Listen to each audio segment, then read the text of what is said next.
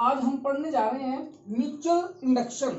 तो mutual induction के बारे में हम पढ़ेंगे। देखो म्यूचुअल इंडक्शन की जो स्टेटमेंट है वो क्या है, the property of two coil by virtue of which each opposes any change in the strength of current flowing through the other by developing an opposing EMF। ये क्या है, हमने क्या किया, दो कॉइल्स ले ली, एक प्राइमरी कॉइल और एक सेकेंडरी कॉइल। जो प्राइमरी कॉइल है which is connected with a battery and a tapping की के, इसके साथ ये कनेक्ट कर रखा है। और जो पास में इसके बिल्कुल near by secondary coil S रखी हुई है, जिसके साथ क्या कनेक्ट किया हुआ है, हमने एक गैल्वेनोमीटर रखा हुआ है। अब हमने क्या किया, जैसे इस की के को ऑन किया, then current start flowing in the primary coil. This current grow from 0 to maximum. पहले जब ये की के ऑफ थी, there were no current in the coil.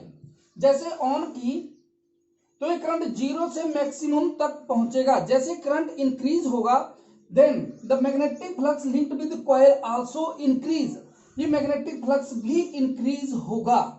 जैसे इंक्रीज होगा, as the coil secondary coil is placed near by it, so इसमें जो होगा एक ईएमएफ डेवलप होगी, क्योंकि इसके पास में रखी हुई है।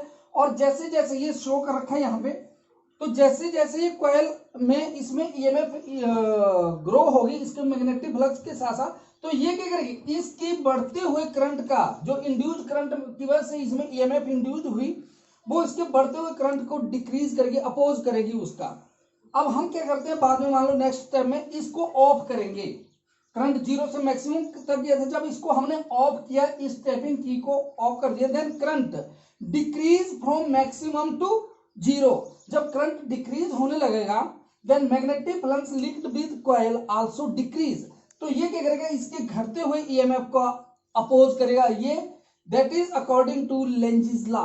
ये जो लेंज लॉ है वो बोलता है, उसको यहाँ पे पूरा फॉलो करेगा कि इसके बढ़ते हुए को भी और घटते हुए को भी डिक्रीज करेगा। तो हम मान लेते हैं कि let phi is equal to magnetic flux linked with the coil and I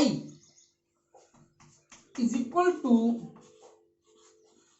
current in the coil। Therefore, according to mutual induction क्या बोलता है, ये phi is directly proportional to I। हमने क्या किया, प्रोपोर्शनलिटी साइन हटा दिया, then phi is equal to mi, where m is coefficient of mutual induction। If I is equal to 1 ampere, मान लेते हैं करंट इस कॉइल में 1 एम्पेयर फ्लो कर रहा हो, then phi is equal to M और M is equal to phi. ठीक है बेटा, तो ये आ गई थी हमारी इक्वेशन 1। ये इक्वेशन 2। नाउ अकॉर्डिंग टू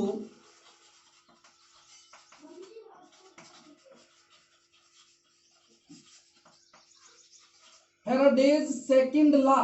बेटा फैराडे सेकंड लॉ क्या बोलता है, E is equal to minus d by d t of phi. और फाई की वैल्यू आपके पास क्या है, एम आई है।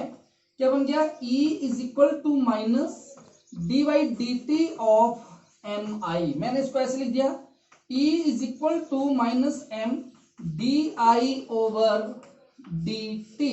यहां से हमने एम निकालना है, म्यूचुअल इंडक्शन क्या बन गया,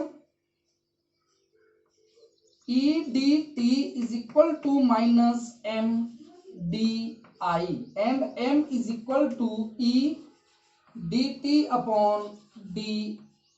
बेटा इसके यूनिट क्या बन गए, देखिए म्यूचुअल इंडक्शन के इसके यूनिट बन गए वोल्ट dt के सेकंड पर ampere.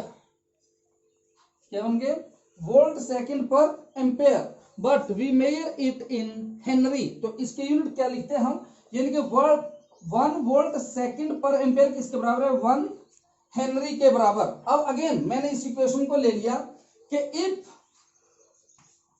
Again I is equal to 1 ampere, मान लो जैसे हमने यहां लिया था कि I 1 एम्पेयर है, तो ये इक्वेशन क्या बन जाती है, E is equal to minus M into 1, यानी कि E is equal to minus M and M is equal to minus E. तो म्यूचुअल इंडक्शन क्या है? एक प्रकार की ईएमएफ है। ये हमने यहाँ पे प्रूव कर दिया। टॉपिक है आपका mutual induction of two long solenoids. तो हमने क्या करना है, यहाँ पे दो लॉन्ग सोलेनॉइड लेने। म्यूचुअल मतलब दो एक दूसरे में इस तरह से होंगे, वो कंबाइंड होंगे। मैं एक डायग्राम उतार देता हूं और उसके बाद आपको समझाता हूं।